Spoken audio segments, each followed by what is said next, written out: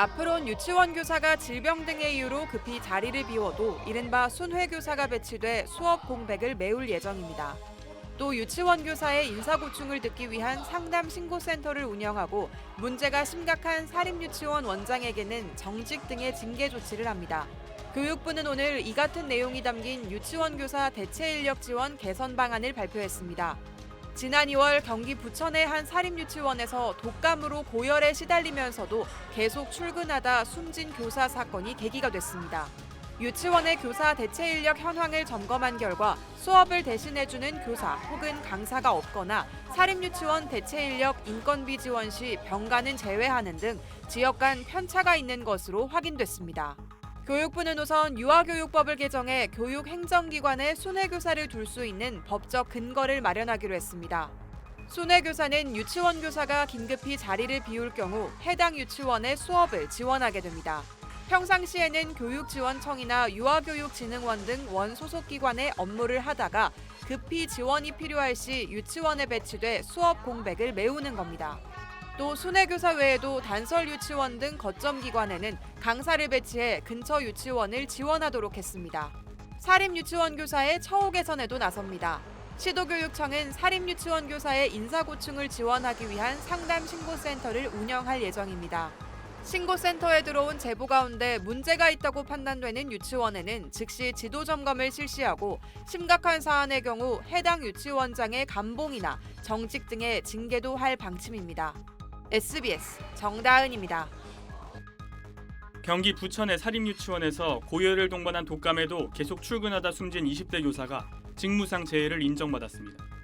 전국 교직원 노동조합은 사립학교 교직원 연금관리공단이 급여심의회를 열고 20대 유치원 교사 A씨의 유족이 청구한 직무상 유족급여 심의를 가결했다고 밝혔습니다. 급여심의회는 지난달 첫 심의에서 추가 논의가 필요하다고 보고 보류 결정을 내렸는데 어제 재심의를 거쳐 A씨의 직무상 재해를 인정한 것으로 전해졌습니다. 앞서 A씨는 지난 1월 말 B형 독감을 받은 이후에도 사흘간 출근했고 이후 증상이 악화해 중환자실에서 치료받다가 2월 14일에 결국 숨졌습니다. 유족 측은 지난해 10월부터 A씨가 사망한 올해 2월까지 전체 원아 120명 가운데 43명과 교사 2명 등 모두 45명이 독감에 걸렸다는 통계와 함께 병가 사용이 꺼려진다는 A씨 동료들의 진술 내용 등을 사학연금공단에 제출했습니다. 유족과 전교조는 A씨가 과도한 업무로 병을 얻은 데다 폐쇄적인 사립유치원 근무 환경 탓에 쉬지 못하고 결국 사망한 것이라며 직무상 재해를 인정해달라고 촉구해왔습니다. 전교조는 A씨가 1월 30일 새벽 응급실에 실려가기까지 유치원 발표회 준비로 강도 높은 업무에 시달렸고 집에서도 늦은 시간까지 재택근무를 해야 했다고 주장했습니다. A씨는 독감 확진 뒤 가족의 출근을 만류했지만 나오지 말라고 안 하는데 어떻게 출근을 안 해라고 말한 것으로 전해졌습니다. A씨는 열이 39.8도까지 치솟은 30일이 되어서야 조퇴할 수 있었는데 인수인계 탓에 오후 2시가 다 돼서야 조퇴해 병원을 찾을 수 있었습니다. 이후 상태가 급격히 나빠져 응급실로 이송된 A씨는 2주 동안 의식을 회복하지 못하다가 결국 폐혈성 쇼크로 사망했습니다. 전교조는 성명을 내고 이번 결정은 고인의 명예를 회복하는 첫걸음이라며 사립유치원 공공성 강화와 교원 건강권 보장을 위한 대책 마련에 교육부가 즉각 나서야 한다고 요구했습니다. SBS 김태원입니다. 독감에 걸려 40도 가까운 고열에 시달리면서도 출근을 계속하다 숨진 경기도 부천의 20대 유치원 교사가 의식불명에 빠지기 직전 지인들에게 고통을 호소한 메시지가 공개됐습니다. 전국 교직원 노동조합은 청와대 앞에서 기자회견을 열고 숨진 A 교사가 독감에 걸려 앓는 와중에도 유치원에 출근해 근무해야 했던 자세한 정황을 폭로했습니다. 전교조 조사 결과 A 교사는 지난 1월 19일부터 24일까지 발표회 준비를 위해 고강도 육체 노동을 이어가고 퇴근 후에도 늦은 밤까지 보고서를 쓰며 재택근무를 했습니다. A 교사는 신입생 환영회 준비까지 맡게 되면서 토요일 휴무도 반납하며 출근했고 이날 자정부터 고열을 동반한 독감 증세가 시작됐습니다.